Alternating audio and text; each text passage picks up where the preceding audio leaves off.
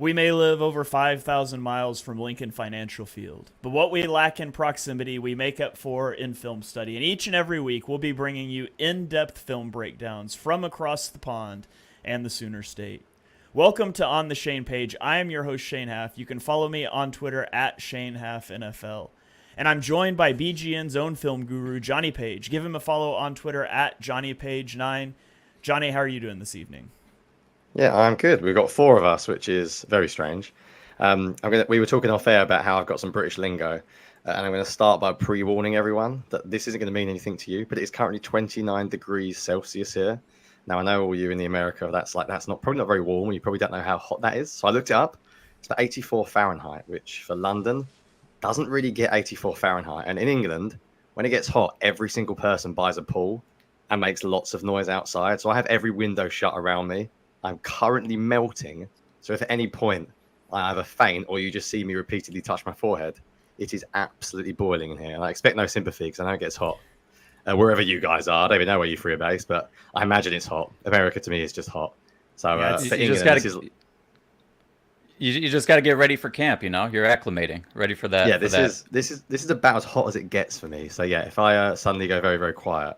There you go. A little bit of English lingo. Celsius, which I know you guys don't use. You use this weird Fahrenheit thing, but we're old school. I think we still use Jonny, Celsius. So there you go. If you can tell from my hat, I live in Arizona, and it's 45 Celsius today. Yeah, but do you have aircon everywhere? Yes. There you go. See, we're just not prepared for it. So I have every window shut, and I kid you not, literally, as I'm getting ready to record, I look at my window, and my neighbours are filling up a pool. So it's just going to be noise. So windows are shut. There is no air coming in anywhere from where I am. But yeah, Arizona's probably a little bit hotter than London, I take it. But you do have aircon everywhere, whereas we definitely do not. So I'm going to continue to moan that it's hotter here, actually, than it is where you are. Yeah, as you can tell by my blanket flapping on the wall here, I've got a fan blowing into my office right now because it's ridiculously hot here as well. But we didn't come here to complain about the heat. We came here to do a rookie season review with some special guests. First up, we have Nick Waters. You can give him a follow on Twitter at Philly_films and check out his YouTube channel, Philly Film Room. Does incredible video content. Really excited to get him on the show. Nick, how are you doing? Oh, fantastic. It's Tuesday, 1 o'clock in June, and we're talking Eagles football. I can't think of a better place to be, so very excited to be here. All right, and we're also joining his co-host on their podcast, Eric Sidewater. You can give him a follow on Twitter at Eagles X's and O's. You can check out all of his stuff too when they pod together again on the YouTube channel Philly Film Room. Eric, how are you doing? Doing great. Candidly, I've always been a fan of your content, going back to your all 22 reviews, and so it's a little bit surreal just to be, recording live with you. So I'm very excited. Yeah, Eric and Nick don't do a lot of live stuff. They record a lot of their stuff. So first time experience here. Maybe not first time, but they're normally pre-recording and we're going live here. And we are going to do this show. We're going to go through a rookie season review for some of the key Eagles guys from last year. So obviously Jalen Carter. We're going to go a little bit deeper on Jalen Carter than anybody else. We'll hit on Kelee Ringo, Sidney Brown, Nolan Smith, Moro Ojomo. But we are going to break this up into 2 episodes for podcasting platforms. So if you're watching live right now and you go back to listen on audio later and only half of it's there, just wait till next week. Jonny and I's recording schedule's a little messed up over the summer, but we want to keep you guys stocked with some Eagles football talk. So we're going to dive in first of all and talk about, the prize of the draft last year. He was the number 1 overall guy on a lot of guys' boards. He was number 2 overall on mine, in full disclosure. I had Will Anderson ahead of Jalen Carter on my big board. But Jalen Carter falls to number 9. The Eagles trade up and select him in the draft. And he comes in and has a pretty good rookie season. I'll throw out some stats, and then we're going to kick it over to Nick and Eric and let them talk a little bit about what they saw. But Jalen Carter in 2023, I've got it here on the screen. You can go search my tweets if you are listening on an audio platform and you want to see this visually. But Out of qualifying interior defensive linemen, which was a minimum 350 snaps, 95 guys qualified. And all these stats are from Sports Info Solutions. He had 534 snaps, which ranked 43rd. He ranked 56th in tackles, so lower volume there overall. But then you get into his pass rushing, which was really the bread and butter. He had 382 pass rush snaps, 6 sacks. He had a 1.7% sack rate that ranked 17th among interior linemen. He had 39 pressures with an 11% pressure rate, and that ranked 12th. And then he was lower on run defense, 152 run defense snaps. Per PFF, he ranked 5th in overall defense grade, 12th in run defense grade, and 8th in pass rush grade. And so Jalen Carter really came out of the gate hot last season. And I think people were really excited. You see those first few games and the way he was just dominating. And as the season went on, the season spiraled out of control, starting with that 49ers loss. And Jalen Carter saw his pressures per game drop from 3.7 over the first part of the season to 1.8. And I think it's worth noting he played over 400, or he never played over 400 defensive snaps at Georgia in a season. And that San Francisco game marked when he went over 400 snaps. But I do think it's too simple to just call it a rookie wall. I think there's more that went into that. I don't think we should necessarily just expect him to take a leap automatically. Nick, you did a great video during the season breaking down some of Carter's struggles down the stretch as he started to slow down. What did you see on the film over the back half of the season, and where do you see that room for improvement for him in year 2? Yeah, so I think a lot of it was circumstantial. All right, so the beginning of the season, if you go back and look at the teams that they were playing and the health of those teams at that point in time of the year, they were playing a ton of backup or rookie players all the way up through really the Cowboys game in week 9. I mean, you can go back to even the first game of the season against the Patriots. They were down their first 2 guards. So he was going against 3rd and 4th string players at that point in time. We should expect player like Carter to kind of dominate in those scenarios, and he did. So that's great to see. Once you got towards, like I said, week 9 against the Cowboys, and then you start to come back from the bye and play the Chiefs, and then they played the Bills, playing the 49ers. Those snap counts rose, but also the players that he was going against were a lot better too. The Cowboys have 2 all-pro guards. I mean, you're just not going to keep up the same level of play against those guys. Now, he still was wrecking shop on some plays, and there was a play against the Cowboys where he got a sack against Tyler Smith off of a nice double swipe move.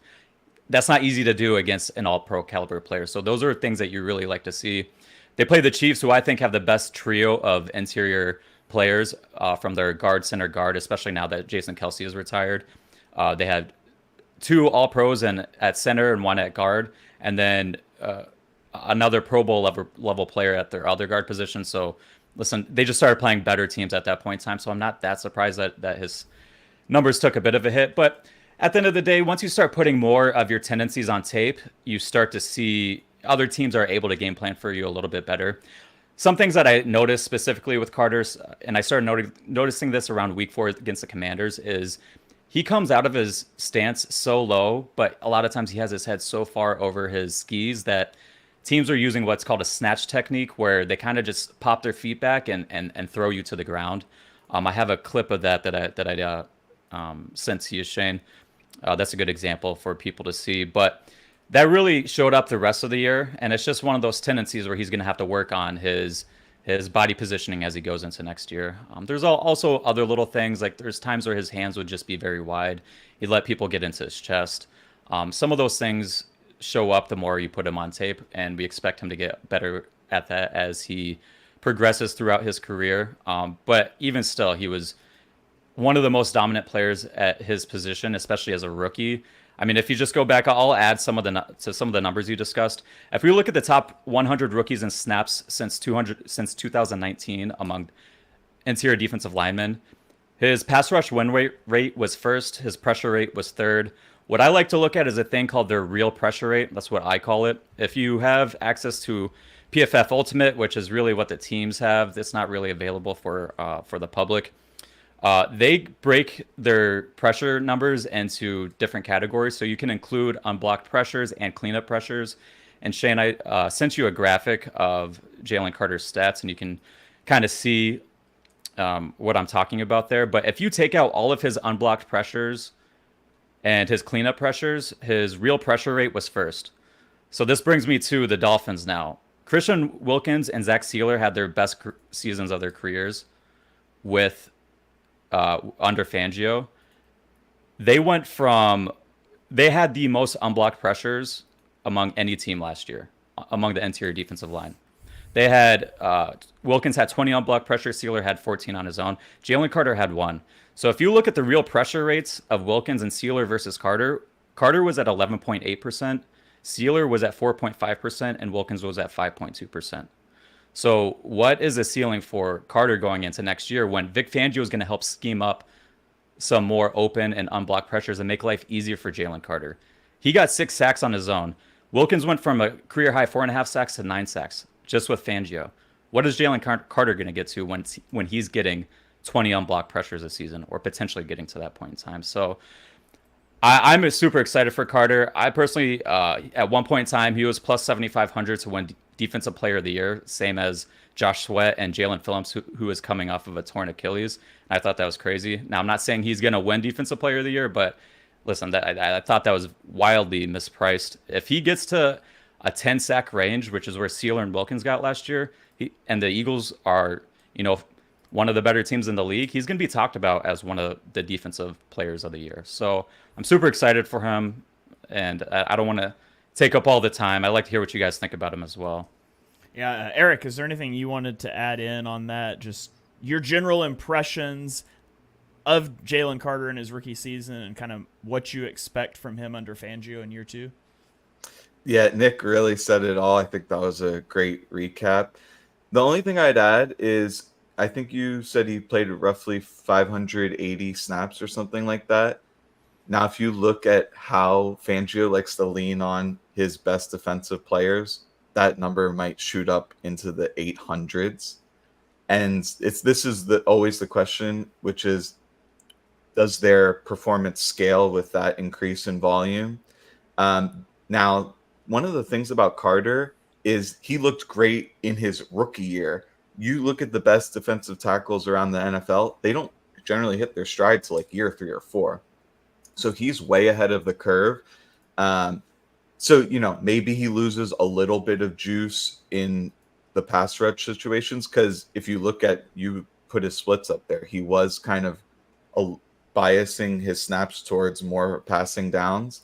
But like Nick mentioned, with all of those schemed unblocked pressures, with those little stunts that they run on the inside, that could do wonders for his production.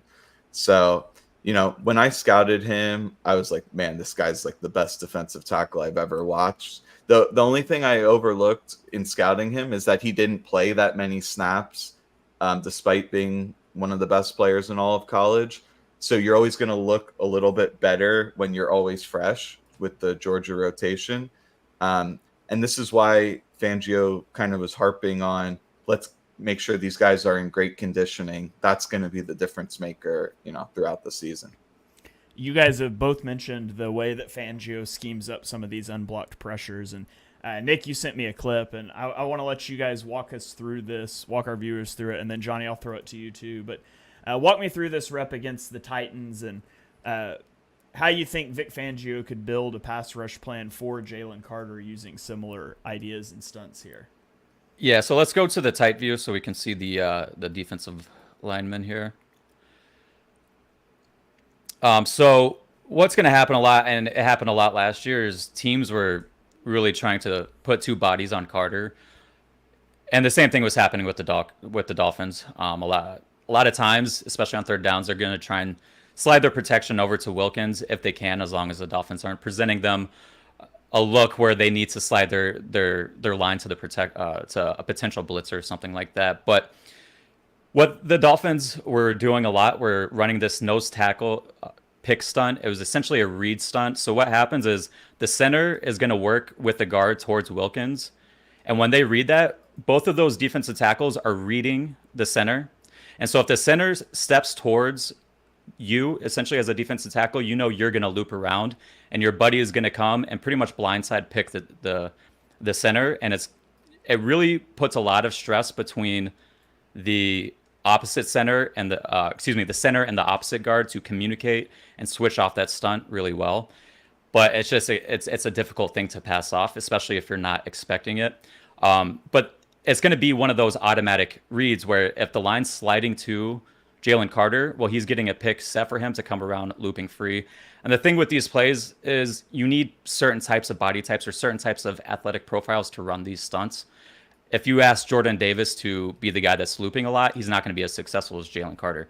Jalen Carter's movement skills for the position and his size are incredible. It's amazing. He moves like a guy that's 20 to 30 pounds lighter.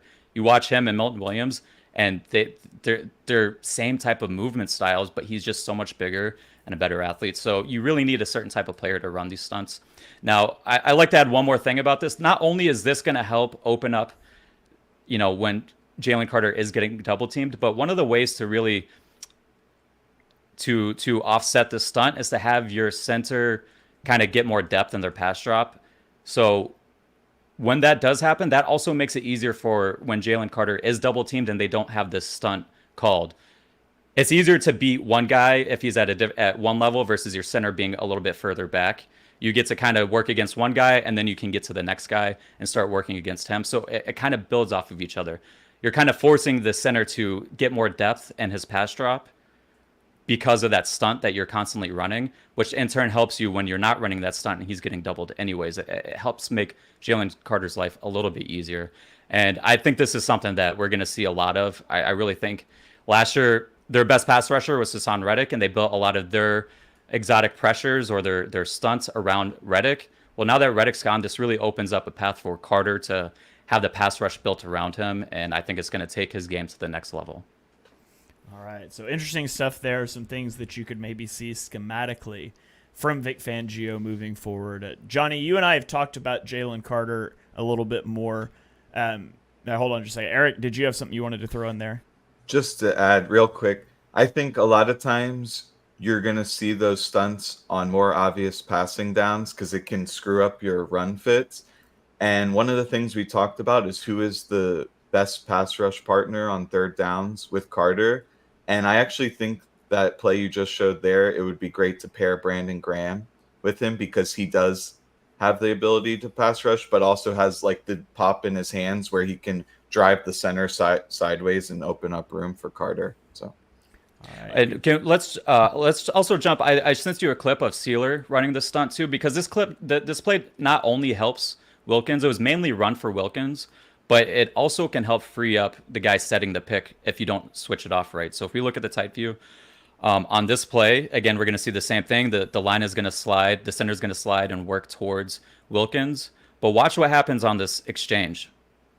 Sealer comes free, and that's why Sealer had 14 unblocked pressures last season, is just because of this play. Now, sometimes the pick does get set because it's a read stunt, the pick does get set for Sealer, but more often than not, the line was sliding to Wilkins. So it was Wilkins that was the one that benefited specifically, but you can also benefit in an indirect way if you are the guy setting the pick. And I think, like you mentioned, Brandon Graham's a good guy that could do that. I think Milton Williams could also fit in well with his athletic style, his profile, to be able to run those stunts as well. And you got to be a good teammate to run the stunt. You can't be selfish doing that. Yeah, that's one thing that we'll never have to worry about with Brandon Graham. So I would love to see Brandon Graham go out on another one of those double-digit sack years. I was so happy for him when he finally got over the hump and got the double digits a couple years ago. I doubt that's going to happen, but I'd love to see Graham, hitting the quarterback a few times over this next season. Jonny, you and I have spoken about Jalen Carter, on and off the air, but from the things Nick and Eric are talking about, what have you seen that we haven't mentioned so far? Do you agree or disagree with kind of their stuff? I guess I'll give you the floor here to talk a little bit about Carter and your thoughts on him moving forward. Yeah, to be honest, you can't really disagree, can you, with loving Jalen Carter? I'm a little bit similar to Eric, so I didn't watch Carter that much pre-draft because I just assumed the Eagles had no chance of getting him. And then I kicked myself when they drafted him. So I went back and watched him mainly after they drafted him, and I've done this for a while, and he was the second best defensive tackle I ever scouted, the best being Aaron Donald. Like, Aaron Donald was always my favorite player in that draft class because he jumped off the screen. I think people forget Carter weighed in about 313 or something at the combine. Like, he's a big guy. I think at his pro day, there was talks about his weight going up as well, if I remember last offseason. I'm sure he was about 320 by his pro day. Yeah, if you watch him, he wins with, like, gap shifting quickness. Like, that's his game. Like, he jumps through gaps like a guy who weighs 290. And to be that quick at 310, 320, however big he is, like, just as an overall player, Nick mentioned this, and I don't really talk in, like, hyperbole too much, but I think he could be the best defensive player in a couple of years. Like, I do think he has that level of potential. He's the only current Eagles defensive player who has that potential. There's not really anything he can't do. Like, he can anchor against double teams. He's big enough. His hand usage is really good. He hasn't just got one pass rush that he consistently goes to. His power to finish, like his burst in run defense as well. Like, he's pretty much a complete player as a rookie. Now, obviously, he's got a lot to learn because he's a rookie playing a very difficult position, and he's going to lose a few reps here and there.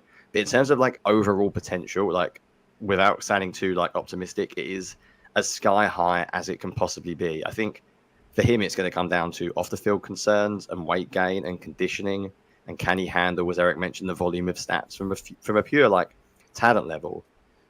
There's not really anything negative I can say. I think Nick showed a little bit more of the technical stuff of his rep where he falls forward as well. And I do wonder, stuff like that, how much that comes down to concentration, focus in the meeting rooms, focus during the week. And again, that horrible word conditioning we mentioned a lot with Jordan Davis, because he's going to play a lot next year.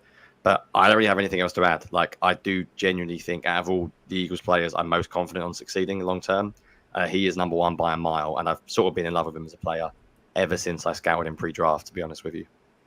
The biggest question I still have about Jalen Carter, and it was the biggest weakness I listed for him pre-draft, the biggest concern, other than the off-the-field stuff that, you know, I'm just not in a position to know about, so can't speak on. But the biggest thing that I was concerned about with him coming out was that I thought he was overly reliant on, like, club moves. I wrote in my scouting report, overly reliant on inside club/swim moves, needs to develop more moves and refine his hand placement. And to me, looking at him and a lot of his reps, especially down the stretch, that's still what I think the biggest thing that he needs to do is he needs to build out that pass rush plan.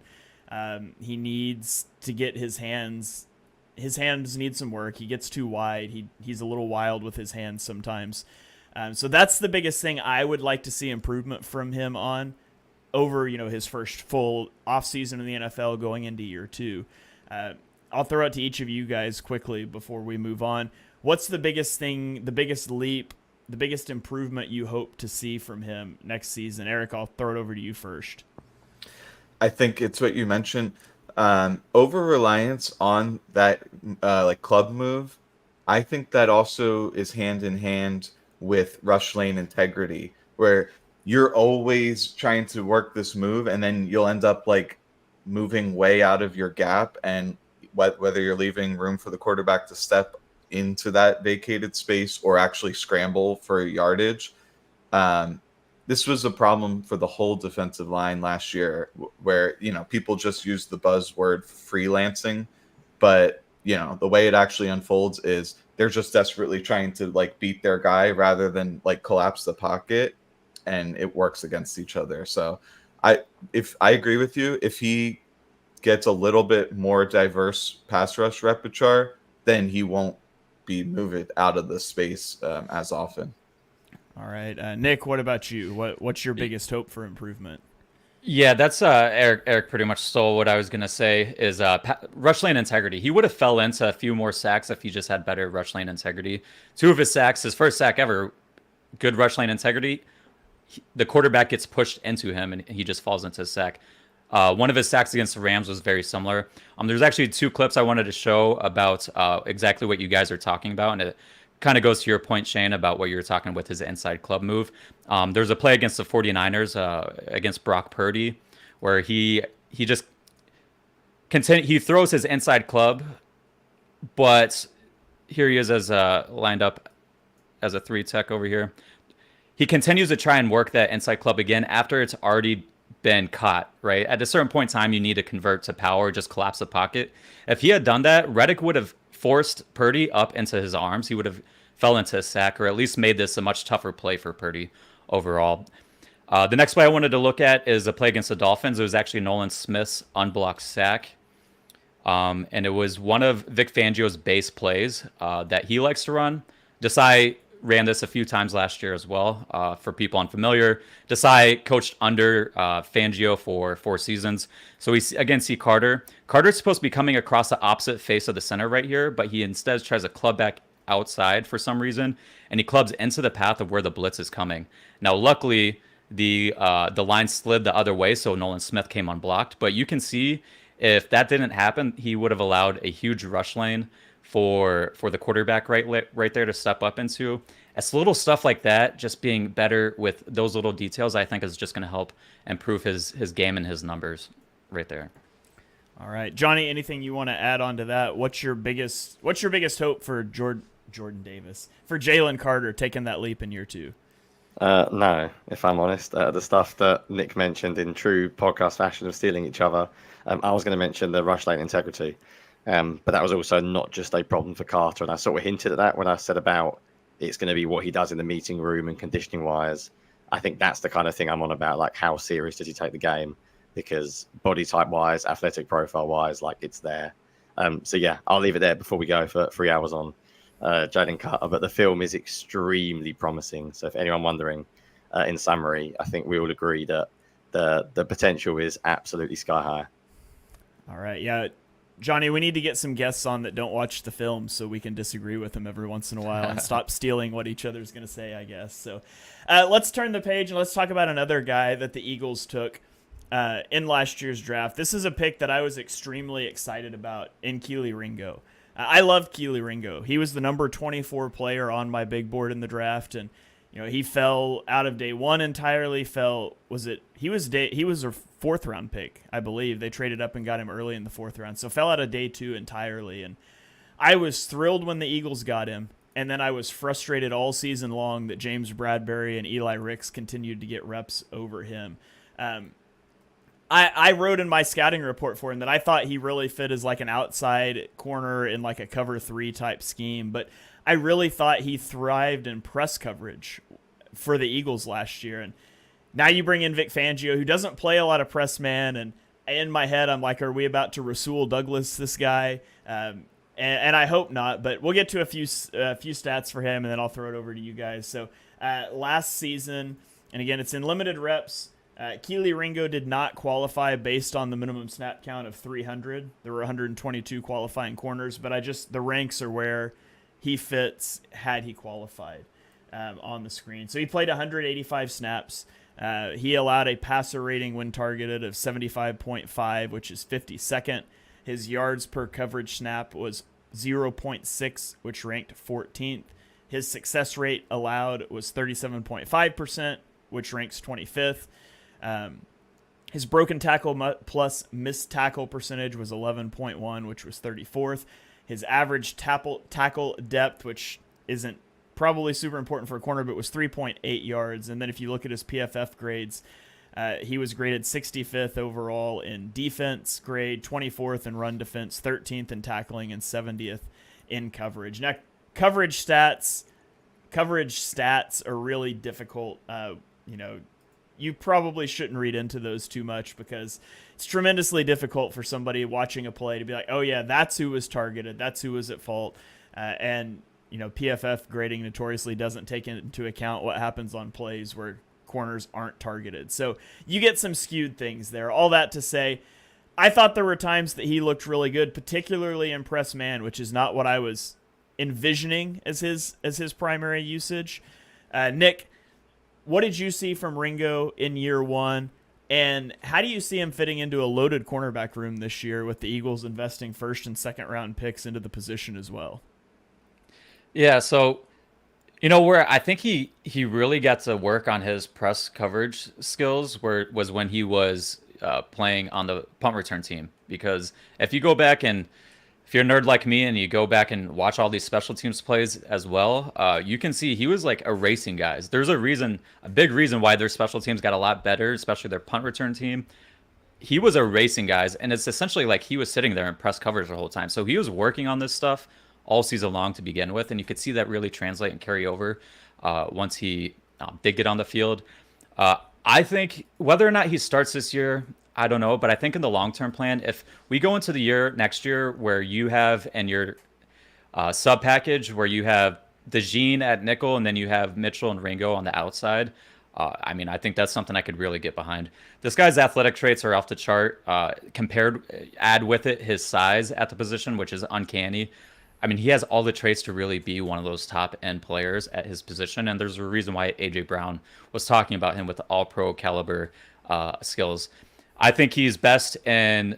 I think he can play off coverage and be a good player, and that kind of scheme. And I think it really fits in well with what Fangio likes to do and how he likes to play his coverages. He's more of a match cover 3 or a lot of match coverages, which play out very similar to cover 1. The times when I saw him playing like true zone coverage and cover 3, there was times where he would. A lot of times you see this with younger players. A lot of times they just get depth because they don't want to get beat, and then they allow a lot of underneath stuff. But when he was playing more of the match coverages, it's more of a man technique style, and he was a lot more patient with his footwork and his back pedal. He would trust his speed, and that's a huge thing. A lot of times these guys are just flipping and opening their hips too early and just give up stuff underneath. And when they were playing more of those match style coverages, he was a lot better. He was a lot tighter in his coverage. The play he had against DK Metcalf, I mean, that was incredible tape, great teach tape right there. Everything from his eyes to his footwork to his hand placement when he wants to secure the tackle and then try to knock the ball out is great stuff to see. And you really want to see those flashes from younger players because at the end of the day, a lot of these guys can make plays, but it's about building consistency, and we want to see can they reach those heights. And I think we see a lot of plays where you see, okay, this guy could be really good if he just is more consistent with stuff. I think a big reason why we didn't see him a lot earlier in the season is like if you go back and watch the Cardinals game, there's times where Reed Blankenship's sitting there having to tell him where to go before the play. I mean, it's just tough to throw a guy on the field if it's like he's not able to figure out, am I traveling with this guy across the formation when they motion, or where's my run fit if they bring in a nub formation or they use a nub tight end, which essentially forces the corner into the run fit. Is like a lot of the little stuff of understanding where he needed to be, but that's what happens a lot with rookies and why a lot of times they don't play early despite being better athletes than some of the vets ahead of them. So I think with another year under his belt, you can really start to see his athleticism shine a lot more when he's not having to think so much about what he needs to do.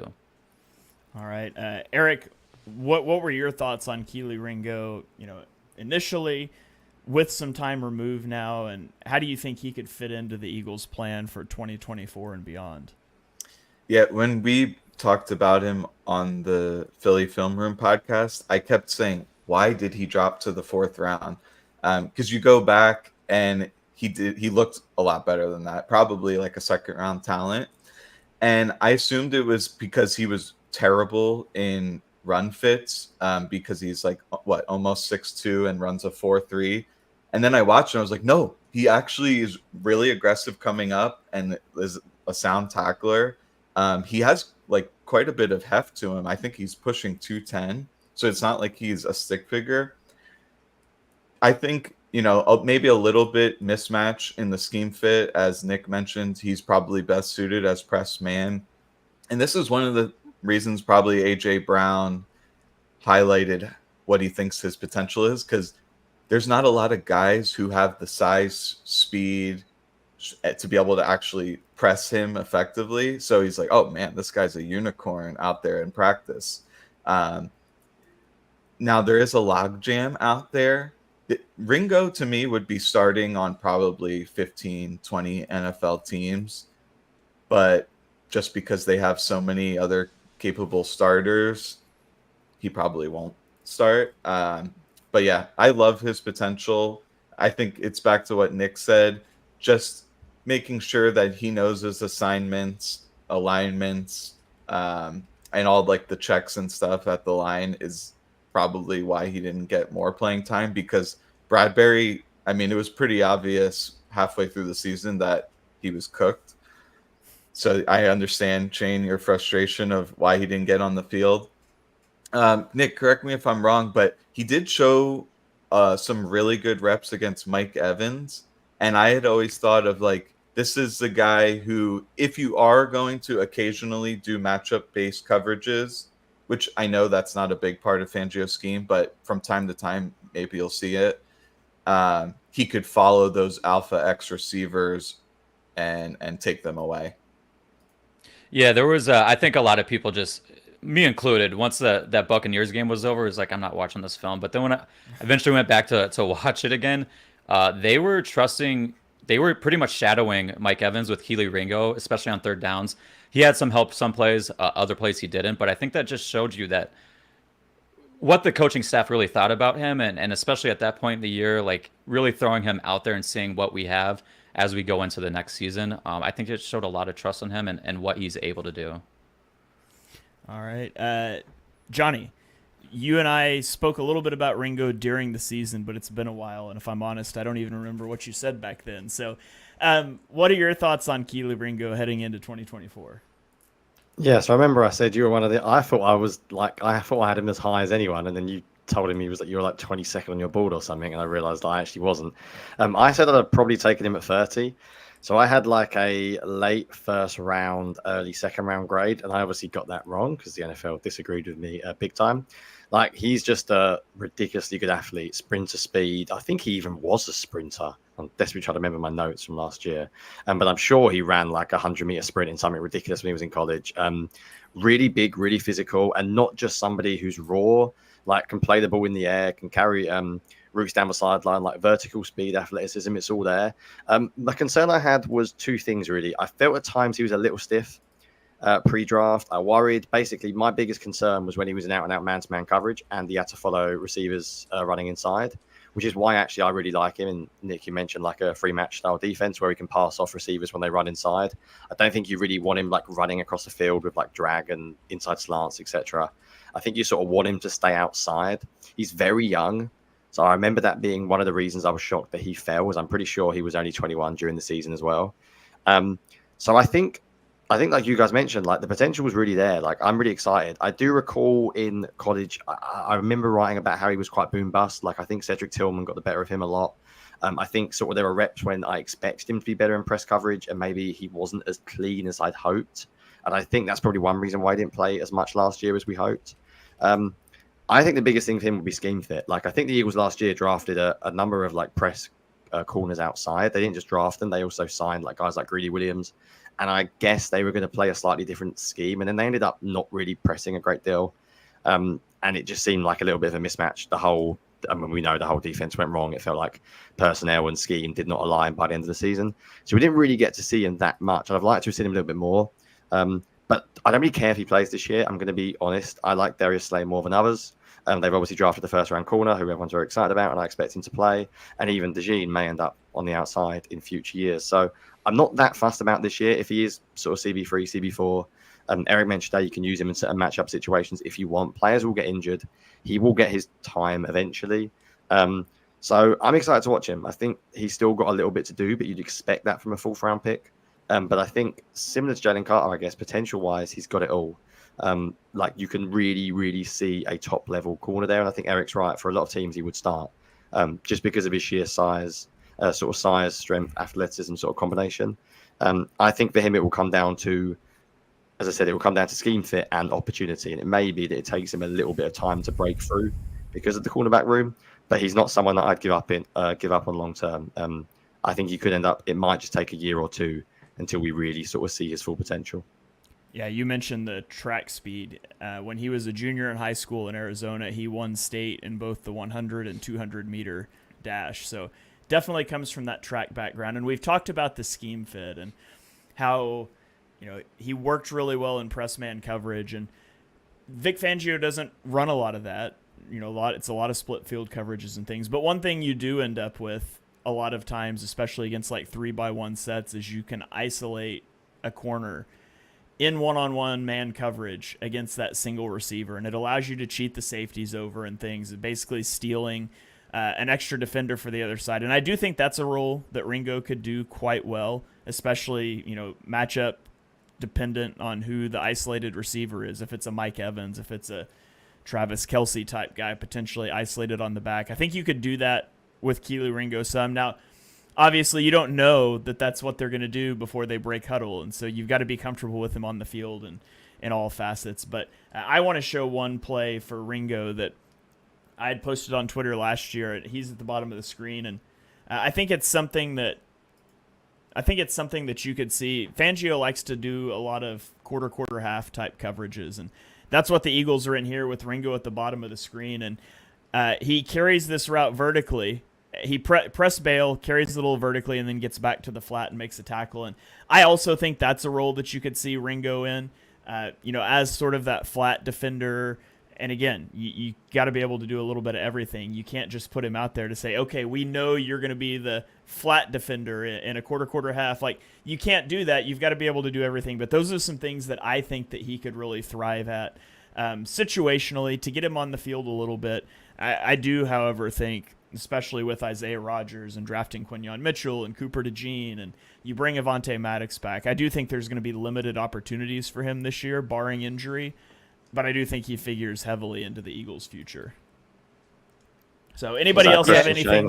Oh, yeah, I'm glad you showed that play because just it's so funny going back and watching film last year, and there's just night and day difference how much faster he was closing space, especially on like screen plays, on run plays when he had to crack replace and fill downhill. He was much quicker closing space than Bradbury was, and he was much more aggressive and physical. This defense was missing that last year for most of the year. I think he brings that in spades, and it especially helps with how big he is as a player. He's definitely an outlier with his size. It's just he brings something that they didn't have for most of last year. So I'm really excited to see him not only improve in their pass defense, but improve in the screen game and the tackling game and the physical part of playing the position. Yeah, absolutely. Jonny, did you start to say something? Did you have something else you wanted to throw out about Kelee Ringo before we move on? No, I was just going to blame your bad hosting skills for just ending a point, and I had no idea whether it was a question or not. That was all. So no, I'm good. Fair. I'm good with Ringo. I'm happy to move on when you are. Okay, Eric, anything else before we move on? Yeah, last thing I'd mention. In let's call it 3rd and medium to 3rd and 10 situations, a lot of NFL offenses like to run a 3-by-1, but on the backside they'll have a tight end, because often it forces the defense to decide if they want to do a matchup-based coverage or if they're just going to stick their corner out there. And the benefit with Ringo is you can just leave him there no matter what, and you don't tip off your coverage. And so it's nice to have guys with like size, speed, and some physicality. So I could see, in the future, if he develops into a starting corner, you have like a potentially lethal 3rd down defense, because last year that was their bugaboo. I looked it up recently. Their 1st down defense was fairly I think middle of the pack, maybe even a little above that. And then they got to 3rd down, they'd go into these man coverage looks, and like it would be Morrow, the slot corner, or Bradbury, obviously just getting roasted continually. So just wanted to add that little nugget. Yeah, absolutely. All right, well, Jonny, you said you would have taken Kelee Ringo at 30. Let's talk about the guy the Eagles did take at 30. It's Nolan Smith. And Nolan Smith, I don't think there's any way to talk about his rookie season without calling it disappointing. Now, he was a guy that you brought in, you knew he needed some time, but I still think it's probably disappointing that you draft a guy in the 1st round and he only plays 183 snaps. And so we can start there. He had 85 pass rush snaps, 75 run defense snaps, and then he had, Sean Desai and Matt Patricia were obsessed with dropping him into coverage at times as well, despite him having no clue what to do when he was put there. But he had 15 tackles, 1 sack, 9 pressures. He had a 1.2% sack rate that ranked 73rd among 88 edge rushers, and an 11.1% pressure rate that ranked 52nd. His PFF grades are abysmal. He ranked 87th in run defense and pass rush grade. He was 40th in run defense grade. Jonny, I'll throw it to you first this time. When you look at Nolan Smith, you can talk about what you thought about him pre-draft, what we saw rookie season. And what do you think his role is going to be in 2024? Yeah, I wanted to start with this one because I'm not very controversial. I already have hot takes. But I'm going to play sort of a little bit of devil's advocate this time and maybe get you guys to talk me off the ledge. I did not like Nolan Smith as a pass rusher pre-draft. I annoyed everyone on BGN when I said in my film review, I'm not sure if I can see him as a sort of an edge rusher or an off-ball linebacker, and said I might let him do both. And everyone went mad in the comments. They didn't like the word off-ball linebacker next to Nolan Smith. I don't really think I changed my opinion. So I'm going to be a little bit exaggerative here, but essentially this is what I saw when I watched him, and I'm interested to see what Nick and Eric thinks. I know Shane was probably a little bit higher on Nolan Smith than I was. So based on Twitter, everyone seems to love this guy still. Like when you hear, it's all scheme fit was terrible last year. The guy's athleticism, the guy's talent will win out. And I really, really hope it does. And I think he's obviously a very, very good athlete. I mean, the testing backed that up. I do not see a pass rusher. Like, I didn't see any pass rush moves last year. I didn't see the ability to bend the edge, despite the fact athletically it says he can do it. I didn't actually see it on tape. Most of his pressures were unblocked. I think his sacks were unblocked. He plays very hard. He's very physical. He's got a very high motor, so everyone really, really likes him. But what terrified me was the whole point of Nolan Smith, in my opinion, is versatility. The idea that you can rush, you can drop, you can cover. He couldn't drop. Like, straight up, every snap where Nolan Smith dropped into coverage was a disaster. Like, athletically, he could do it, but instinctively, there was nothing there. Like, he didn't seem to have a clue where QBs were looking. He sort of had his eyes on receivers and the ball's being thrown past him, or he's staring at the quarterback and there's a guy running in like a yard behind him. There was just no natural ability to play coverage. And that's a little bit terrifying for me, because I don't think he's going to suddenly wake up and be a brilliant pass rusher. Like, I don't think he's a stick him on the edge, let him bend the edge, let him rush quarterback every third and long. I think he has to be a guy who is a bit of an unpredictable chess piece. He's a little bit of sometimes he'll drop. Yes, he can play against the run despite being undersized. And I'm obviously being maybe a tad exaggerative here to prove my point. But I didn't really see anything. Like, in preseason, he had that unbelievable play where he ran someone down backside, and you can just see the athleticism, and everyone was, oh, yeah, here we go. And I thought, right, yeah, I'm going to get this wrong. This guy's going to be a stud, isn't he? And then as I'm watching him more each week, I see the athleticism, but I don't really see a good football player. And that can change. But I'm really interested as someone, and I've not watched any of you guys' stuff on him deliberately because I'm about to write about him, and I don't like to be sort of influenced, I guess, by others. Otherwise, it sort of defeats the object of what I do. So I'm interested whether you guys saw similar things or whether you think I am way too harsh. Shane, whoever you want to start with, I'll throw it to you as hosting me. That was sort of my gut feeling on Nolan Smith. I would say I'm a little bit concerned, basically. All right, Nick, can you talk Jonny off the ledge, or are you up there with him? He's a rookie, so I'll give you that. You know, there's room to grow, but I agree with a lot of what you're saying. I talked about looking at real pressure rate and taking out all those unblocked pressures and cleanup pressures. PFF had him 7 of his 8 pressures were either unblocked or cleanup. When you, like you were saying, Jonny, I don't really know what his go-to pass rush move is. Well, I kind of do. It looked like it was a long arm bull rush, which doesn't really fit in with who he is physically, athletically. He should be using more speed rush moves like cross chops, swipe moves. I did a video last year on how he should implement a ghost technique, and he got close to hitting one against the Bills. I think he got held on that play, didn't get called, but I just didn't understand the pass rush game plan that they were having him use, and it was very confusing. So I hope to see better steps towards that, but we have to see that play out on the field. I like you said, Jonny, I don't know if he's gonna overnight. I don't expect him to switch up and all of a sudden he's a superstar. And to be honest, if he doesn't play better, I don't know if he's even going to be third in snaps at this point in time. Brandon Graham was really effective in his limited playing time. And at the end of the day, when the coaches are in the heat of the battle and they need to win a game, yeah, do you like to think about long-term and getting guys some snaps? Yes, but you have to win games, and you're going to put the guys out there that are going to give you the best chance to win the game. And if he doesn't improve a little bit, then I don't know if he's going to get there. Just to look at where his numbers were, of the top 150 rookies and over the past 5 years at the edge position, his real pressure rate was 148th out of 150. there's not a whole lot of players around there that really were hit those numbers and then became good players later. There's a few examples. Van Ginkel was a player like that who was very similar to Nolan early in his career, and then he turned it on later. Boye Mafia is a good example from the Seahawks. He had a rough rookie year, really turned it around his next year. So there are examples. And Nolan is an athletic outlier. Some of that stuff that we're talking about, especially in coverage, I'd like to say a lot of it was coaching. And I mean, if you look at the entire defense, they all had issues across the board. So hopefully it's that, and getting with some better coaches can help him.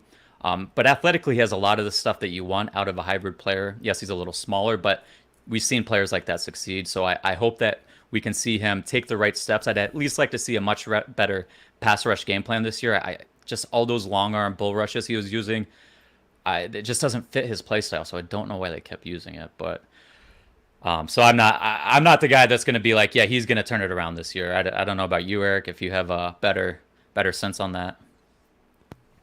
I don't either. I think, sometimes you have, like, he was dealing with the shoulder injury in college, and then also I believe it was the same shoulder he re-injured in the Seahawks game. So sometimes you like to look for excuses of like why they weren't better, but that wasn't even the problem.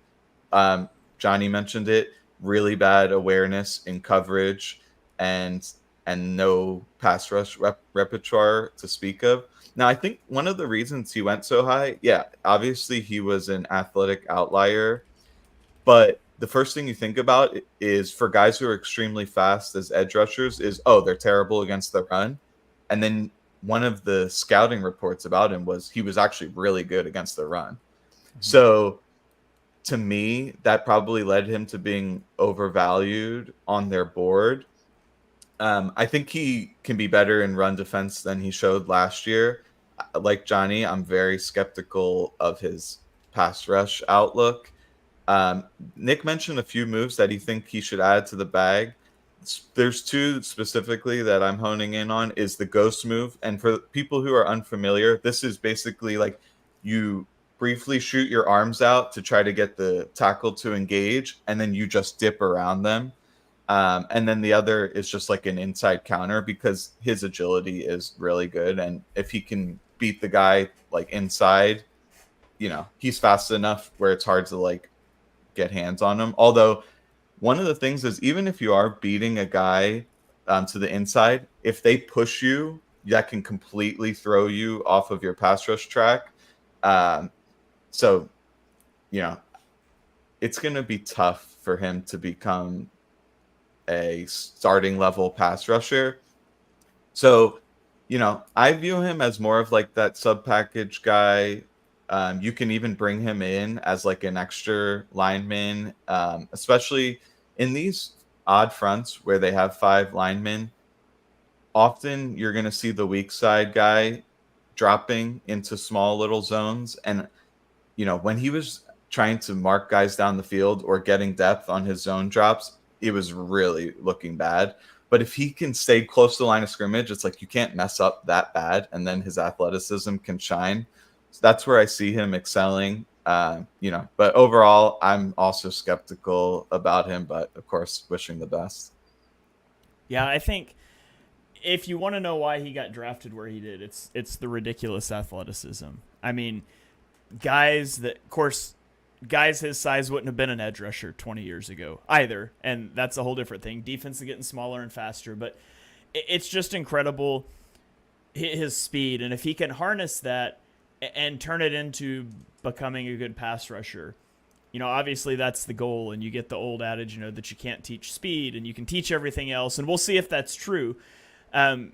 But like Eric mentioned, he's such a weird profile that he is such a small, fast guy who can't rush the passer and is a good run defender. Like, that doesn't make any sense. But he is a strong run defender, and maybe not like league-wide, but for his size, for sure, and definitely compared to, Josh Sweat and Hassan Reddick last year, their run defense was awful. But one play that really showcases his athleticism that I'll throw up here, this is him off of the edge, and it's a read option play that the Cardinals run, and he's going to go over the top of the pulling tight end, which tells Kyler to pull the ball. and then he still gets a hand on Kyler, and he's not able to bring him down. But like, there are very few edge defenders in the NFL that can go over the top of that tight end, commit as hard as Nolan Smith does, and still get out and get a hand on Kyler Murray. So there's athletic giftings that are there.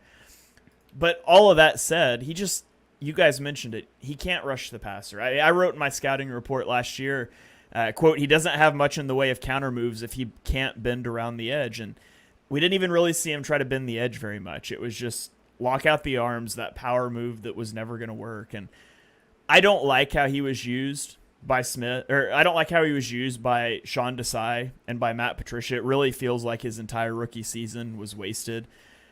In 4 years at Georgia, he had 135 total snaps in coverage, and he comes into the league and he's raw. And I felt like you use this guy, you don't have a big need to play him right now. So just let him focus on one thing. Like, Nolan, our goal for you this year is to learn a cross chop move. Our goal for you this year is to learn a ghost move, an inside spin move, whatever. We've got one move. That's what we're working on. We're going to put you in the game. You're going to throw that move 5 times a game, and we're going to see if we can get it down by the end of the year. Instead, we get him playing off-ball linebacker. We get him dropping into coverage. If you want a linebacker, just draft one. Like, don't draft an edge rusher in the first round. You can do that? Yeah, you could do that. Don't draft an edge rusher that dropped into coverage 135 times in his collegiate career and be like, hey, you're an off-ball linebacker this week, and next week we're going to put you back out on the edge. So I feel like his entire rookie season was mostly wasted because they threw way too much at a guy that was raw and needed to focus on one thing. And I think fans are going to have to be patient with that, because I kind of expect from Nolan Smith this year what I expected last year, and that's that he's not going to play a lot. And if he can get one thing down, that's going to be good. And you can argue whether that's a wise investment of a first-round pick, and a lot of it depends on, how that develops down the road. But I don't think he has much of a role this season, honestly. It'd be nice if he's able to get out there, but I just don't really see it. I see the year 2 being what year 1 should have been for me. Eric, what do you have? I have a British idiom for Jonny. Yes. When I saw they were playing, like, I believe it was like a penny front with 5 linemen, and he was the middle linebacker just alone against the Giants, they lost the plot. So I knew at that point that it was over. Yeah, you like that? I didn't even know that was a British idiom. So there you go. I thought that was Okay. just a general phrase that you lot use as well. So that's another one that I had no clue about, which is great. I would just say as well, Shane, like, I'm not going to kill the guy. I feel like you were way more negative than I thought you two. I came in hard expecting you two to then bounce back against me, and no, you didn't. And Nick, I'll throw to you in a second if you mentioned you got a few points. I just think it is important to stay before we move on with Nolan. Like, none of us are like done with him. Like, he's a rookie, and we've all mentioned how athletic he is. And sometimes players just develop. Coaching matters. Like, it's a very cliche, but you can't teach athleticism. And there are things he can do that other players simply can't do. I just find it really interesting as a fan base how positive everyone is about him. And I think it's because he's such a good guy and he speaks really well in interviews. And I think he's really, really easy to root for. And don't get me wrong, I'm heavily rooting for him. I would much rather him become the best pass rusher in the world on my pre-draft scouting report, go up in flames. But I just didn't see it. And I think the scariest thing for me is going back to him dropping in coverage. I think he has to be like a hybrid player. I don't think he's going to be someone that's good at good at one specific thing. And if he can't learn how to drop in coverage, I feel like he's just a bit wasted. Nick, what did you want to add on that as well before we move on? Yeah, I think things were a little unfortunate for him. I think expectations were sky high. And some of my videos that I've pointed out previously, like, I was going through and looking at things like just Twitter, preseason takes. People were thinking he was going to get 15 sacks. That's a rookie record. I don't even know if he had 15 sacks in college. People were saying he was going to get more sacks than Hassan Reddick. It's, I guess, because he's a first-round pick. I don't know. I think sometimes we just got to temper expectations on rookies, and especially a player like Nolan Smith. When you look at how he played at Georgia, I think there were 7 first-round edge rushers the year he was drafted. He had the second lowest amount of total pass rush snaps, and then you include that on his pass rush snaps, a third of the time he's dropping into coverage, a third of the time they were running stunts, which is, I think he can. That's something we should see more this year with Fangio, and he can be a little bit better with. And then the other times, then yes, he's rushing the passer. So even of his pass rush snaps, how many of them were true pass rush reps? This guy was a project really the whole time. And if you go into it with the expectations that he was a project and not expect him to come in here and be the day one starter, or even in year two be the guy getting the third most reps, and be patient and understand what he can become, then things are a little bit more positive. But if you're expecting him to come in and just, I mean, I've seen some people think he's going to unseat Josh Sweat and get more snaps than him. Again, we're getting back into this thing where we're ready for that next new thing, and just give the guy time and let him develop and grow. All right. Yeah, and like I said, I won't do it for time constraints. I could throw up several clips that I have on Twitter of Nolan Smith in run defense, because I do think that he was good at what he should have been good at, based on what we saw in college. So I'm not killing the guy. I think his situation was terrible, and I hope to see him develop, moving forward. So let's move on to the other rookie that got some significant playing time. Unfortunately, he did end the season tearing his ACL in Week 18. That's probably going to see him start the year on the PUP list this year, but it's Sidney Brown. Again, this is another guy that the Eagles were drafting, they were catering to me last year. Sidney Brown was number 64 on my big board. I loved the player in college, and man, I loved watching him in the NFL. He was learning on the fly last year. He only played 22% of his snaps deep in college. 57% were in the box, 21 in the slot. So he had a lot of versatility. And the Eagles used him in the slot a little bit last year. He was good against the run, really kind of struggled in coverage. They used him some at deep safety. And so he was learning a lot of different things. But we can throw up some stats for him here. He had a really high broken tackle and missed tackle percentage at 13.3%, which jives with his college film. He plays with his hair on fire, and he comes downhill looking to light you up. And a lot of times that results in some exciting plays, like when he was flexing over Terry McLaurin. I think it was in Week 4. And it results in a fair share of missed tackles too. But in a defense last year that lacked so much speed and so much intensity, I think he quickly became somewhat of a fan favorite. And so I love Sidney Brown. I was devastated when he tore his ACL. You lose that whole first off season.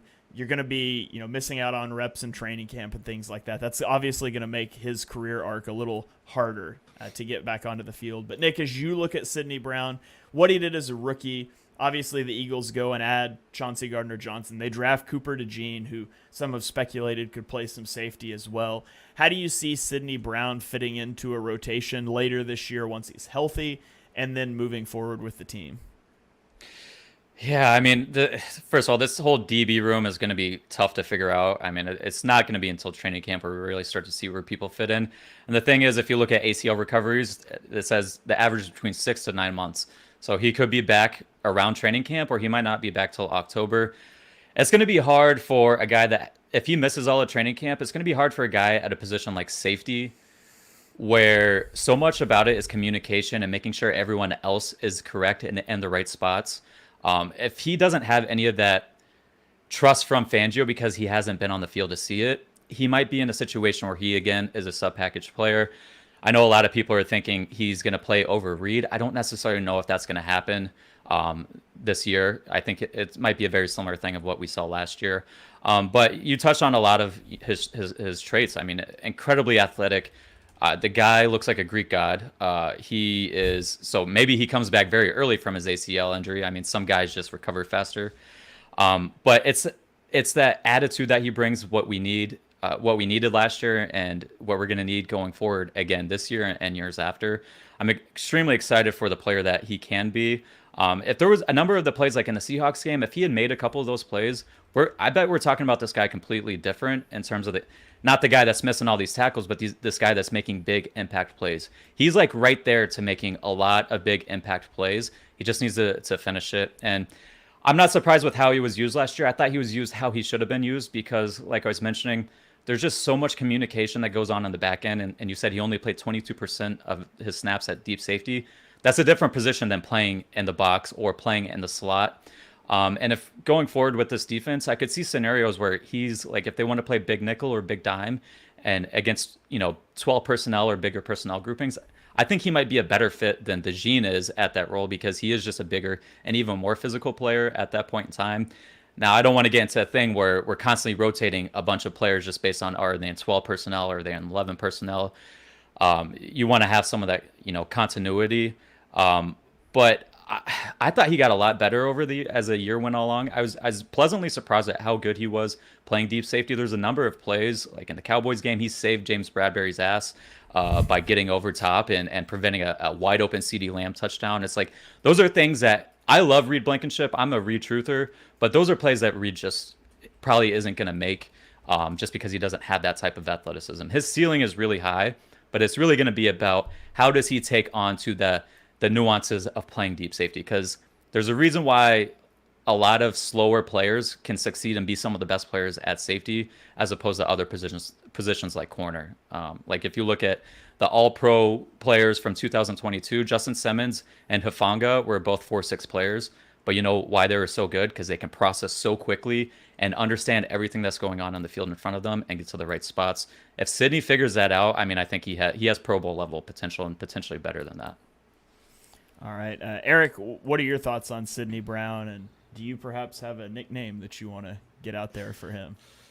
Yeah, I coined him Crash Browndicoot because he is flying around the field. As Nick mentioned, he's often in right position. It was just probably just breaking down a little bit more conservatively to make the tackle because he was looking for the hit stick often. I do like him more in the box. Now, that's his pedigree. Like you mentioned, about going back to college, he played that a lot more. So could he develop into a deep safety starting caliber? Sure. Now, the thing I would highlight specifically about him is we've predicted that Fangio will use a lot of big dime and like big nickel packages because the strength and depth of the team looks like it's the secondary. So you want to get those guys on the field. And just for those who are unfamiliar, that's basically in the big dime, that's going to be 3 safeties with 3 corners, and then nickels, just 3 safeties with 2 corners. And that's going to put him in position to play closer to the line of scrimmage. He's can be a quasi linebacker in those situations.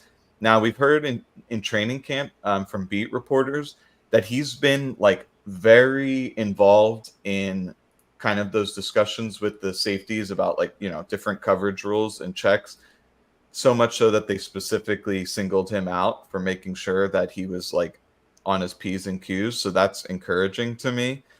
I think he had the highest recorded GPS speed of like any defender the entire NFL last year. I didn't know he even had that long speed. So that kind of speaks to what Nick said about his potential. There's nothing really limiting him. He's very physical and he can be rangy and is instinctive. So if he just refines, some of the little weaknesses he has, like over aggressiveness, understanding route combinations so that he can play the deep safety position more effectively and just getting more experience in general there, I think he can be great. Although I think probably for the next year or two, to me, he's more of a sub-package player who's probably going to be in the 300 to 500 snap range. Yeah, according to Next Gen Stats, on his interception return against the Cardinals, which let's not forget, the Eagles drafted him with the draft pick they were awarded for the Cardinals tampering with Jonathan Gannon. So the gift that keeps on giving. But he topped out at 21.52 miles per hour, which is faster than any Eagles ball carrier over the last 2 seasons. So he's got the speed. I do question, Jonny, he's basically the same height, the same weight, the same 40 time, the same play style as Chauncey Gardner-Johnson. How do those guys work together on the same field? Is there a role for them at the same time? Is Brown depth for Chauncey Gardner-Johnson for now and an eventual replacement? What do you think about that? Yeah, I think he might end up as depth. I really like Sidney Brown, but I'm sort of almost scarily similar to what Eric and Nick said in that I'm looking at my notes before the podcast I wrote down. Like, my concern with him is he a full-time player? So can he play split safety sort of every week? Do you even want him playing split safety a lot? Last year was really interesting because we saw him do lots of roles, and that's cool. But also, it sort of proved the point that coverage in the slot is not his strength, and he's not going to end up in the slot. Whereas I think Chauncey is much more like he could play nickel cornerback tomorrow. Whereas I don't think Sydney Brown can. But what we also saw was Sydney Brown's run defense from the slot was like a cheat code. Like the guy had some run fits that were just absolutely insane. I wrote he's a little bit over aggressive, so I think you mentioned the tackling stats. He's really inconsistent as a tackler. I think fans' perception of him, maybe casual fans, is that he's a really strong tackler because he hits really big and flies around the field. And yes, that's true. But at the end of the day, he missed too many as well. But I do think in general, like instinctively, he's a really, really good run defender.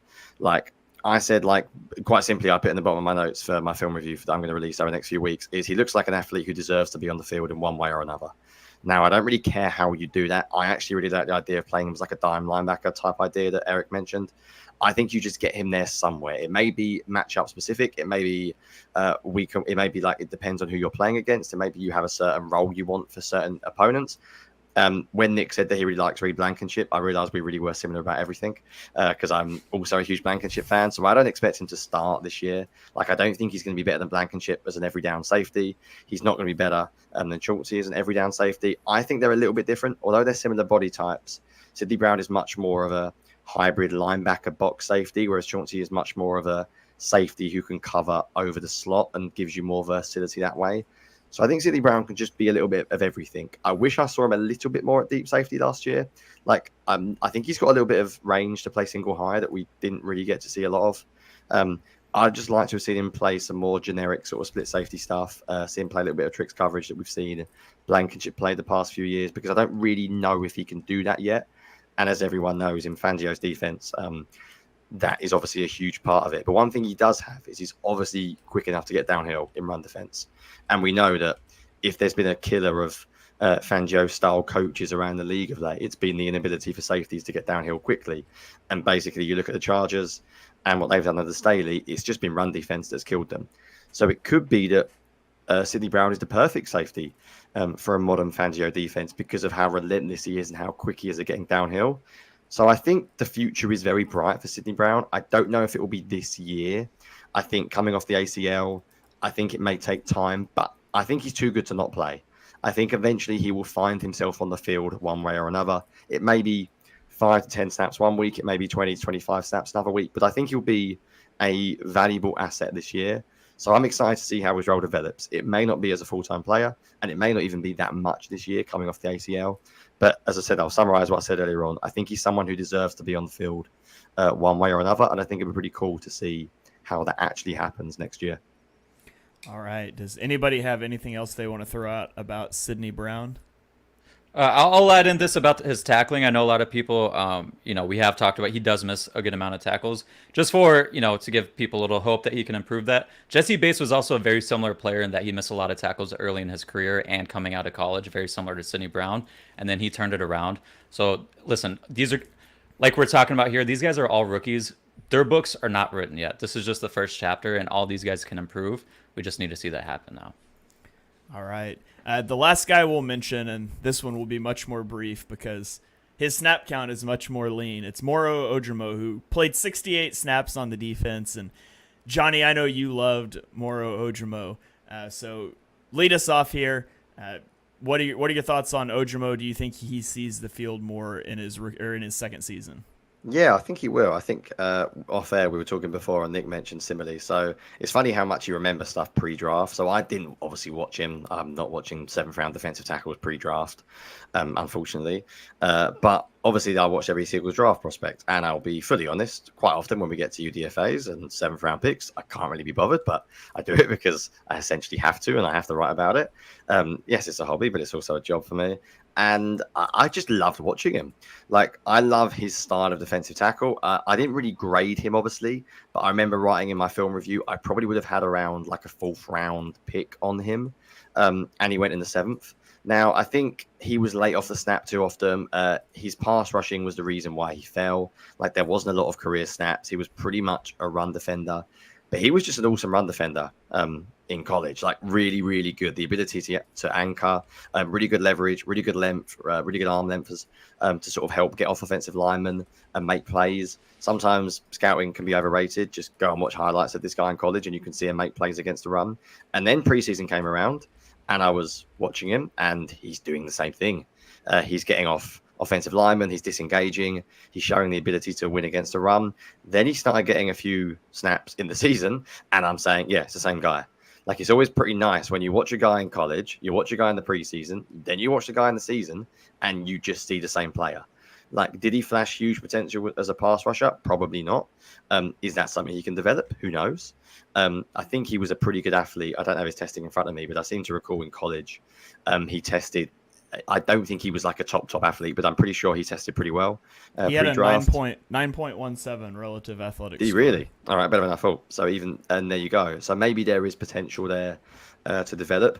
But yeah, that's what I'd say is just simply put, I feel pretty confident about him if he does end up as the Eagles sort of defensive tackle 4, a lot more early down snaps this year. I think he can do it. Like, I really do, because I feel pretty confident that the guy I watched in the NFL was the same guy I watched in college. And that always just gives me a little bit of like a sense of relief that this isn't just a one-off thing. It's not like he was just a matchup specific player last year. He didn't play a lot, but when he did, he looked like the guy that I watched in college that was a really good run defender. Nick, I know off air you sort of mentioned that you're a fan as well. So anything in particular you wanted to add, or just do you do you agree roughly with what I've said there? Yeah, and we're running long, so I won't take too long. But I mean, I agree with a lot of what you said, and there's a 3-play highlight out there that I've posted on Twitter of Ajomo against the Cardinals, and those were all showed off all of his strengths as a run defender and what he was able to do. His body type is pretty interesting. He's 6'2", and he has like 34-inch arms, so he has a natural built-in leverage that you want from a defensive tackle, but his arms are really long. Like those play out to be a really good run defender, and you saw that show up. I will say this. He's a little bit like Milton Williams, where he's a better run defender than he is a pass rusher, and it makes me wonder, did they not extend Milton yet because they want to see him take that next step as a pass rusher? And if they don't, is Ojomo going to follow that same path? I think that's going to, a lot of people love Milton, so that sparked some backlash, but it does have me wonder a little bit. They're very similar, and if you'd rather go with the cheaper contract at that point in time, I could understand why they might let Milton test the free agent market, and Jomo can maybe fill in that similar type of role going forward. So I don't know about what are your guys' thoughts on that? Eric?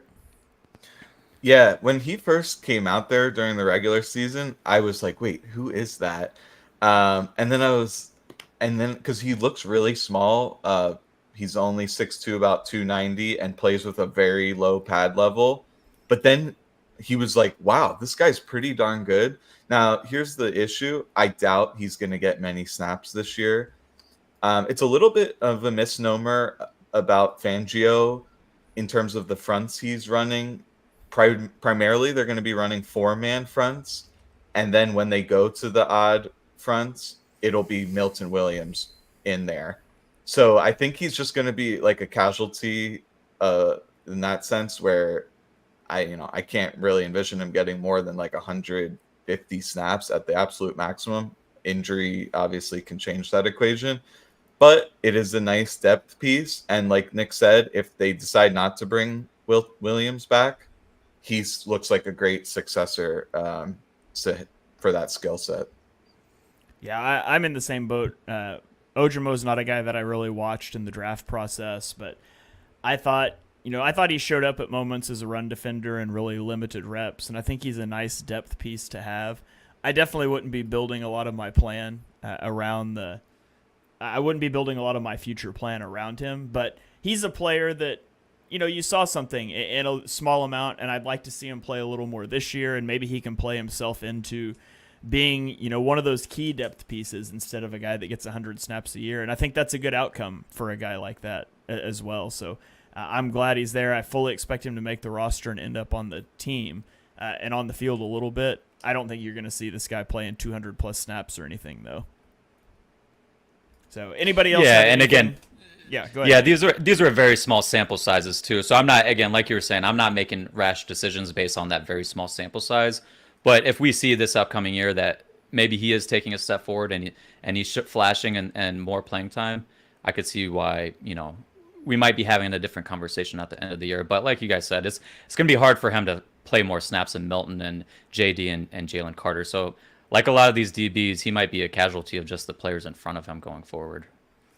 All right. Well, that is going to about do it here. I want to throw to a few comments, and then we will get out of here. We have Andrew on Facebook that chimed in and said, we're lucky to get all these Georgia Bulldogs that will be competing for championships for a decade. Go Philly Dogs. Tommy on YouTube said that we should do more collabs with the Philly Film Room, and I couldn't agree more. Loved having you guys on. Tim shares that same sentiment, says that these are his two favorite Philly football podcasts. And then Nikki on Twitch chimed in and said hello and wants to give a shout out to Nick. So got some love for Nick, got some love for the Philly Film Room podcast. And if you guys are not following their stuff, you definitely should be. I'm going to throw it around the horn to these guys and let them plug their stuff. But I've followed Nick for a long time. His video YouTube, that's kind of a dumb way to say that. But his YouTube content is top notch. Puts out short form videos, 8, 9, 10-minute videos that are top notch. I've interacted with Eric on Twitter for, I don't know, a year or two now. Always great stuff. So I was excited when they teamed up for a podcast as well. So Nick, I'll throw it to you first here. Plug your stuff. Tell the people where they can find you, what you've got going on. The floor is yours, man. Yeah, so you can find me on Twitter at Philly_films. Our YouTube is Philly Film Room. Really what we're doing through the rest of the offseason, we're kind of reviewing players like we're doing now and kind of previewing what they may be or how they may fit into this team going forward into next year. So Eric and I have been plugging away at that. Right now, all that content's on that YouTube channel, but we are planning to split that off into a separate YouTube channel. On top of that, I do have more in-depth, like the nerdy X's and O's stuff. If you love that, I'd recommend a good video to check out is my Bryce Huff video. I'd just like to state now I'm the president of the Bryce Huff fan club, so a lot of hope for him. But that's just some of the type of content that we have.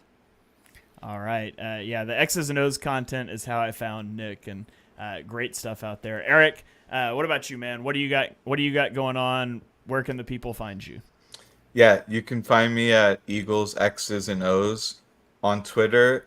Recently, I've just been getting into a lot more scheme-oriented stuff, just really trying to study the offensive and defensive trends in the NFL, as well as doing some more like stat visualization stuff separate from our podcast. So if that's something that is interested to you, give me a follow. And I also happy to like do some research and create stat visualizations. If you have any requests, I always invite that stuff. All right. Awesome. You guys be sure you check out their stuff. Jonny, before we get out of here, do you have any final thoughts you need to lay on the people? No, I've done my classic. I left myself on mute. No, I think it's awesome. The good thing about Eagles film coverage and film coverage in general is that there's so many and there is so much to do with football. It's not like we're competing with these guys, which is awesome. Because you could listen to our podcast, you could listen to their podcast, and we'll see things differently because there's 101 things happening on every single play, and no one has the time to break down absolutely everything every week. And naturally, just as the seasons progress, off-season progresses, you'll get different opinions from different people. There's loads of great guys out there. I've always been incredibly jealous of Eric for his handle because he's got the great Eagles X's and O's, which must have been impossible to get. I can't imagine it's there for very long. But yeah, it was a pleasure to have you guys. We've both watched you for a long time. And yeah, I think it's cool that there's people watching both of us because essentially, as I said, there's so many things you can do film-wise. You're sort of never really competing with each other. There's always, like, if people who want to learn about the game listen to both, I think hopefully they'll come away and learn something new from both podcasts. So yeah, I'll leave it to you to wrap things up, Shane, formally. But just thank you once again for you guys for joining us for an incredibly long podcast in June in the afternoon. But there's always something to talk about. So there you go. Absolutely. Well, thank you guys for joining us. Be sure you check out their podcast. Get it on Spotify. You can get them on YouTube. Be sure you check out ours as well. Any ratings and reviews, that's not true. 5-star ratings and reviews are greatly appreciated, especially with the new Eagles Pin Pull Network feed to get it out there to people. So if you're watching and you didn't know it's on podcasting apps, go give it a subscription, blast that out to your friends. we would greatly appreciate it. So thank you guys for joining us in the middle of June for rookie reviews. We will catch you guys next week for another episode of On the Shane Page.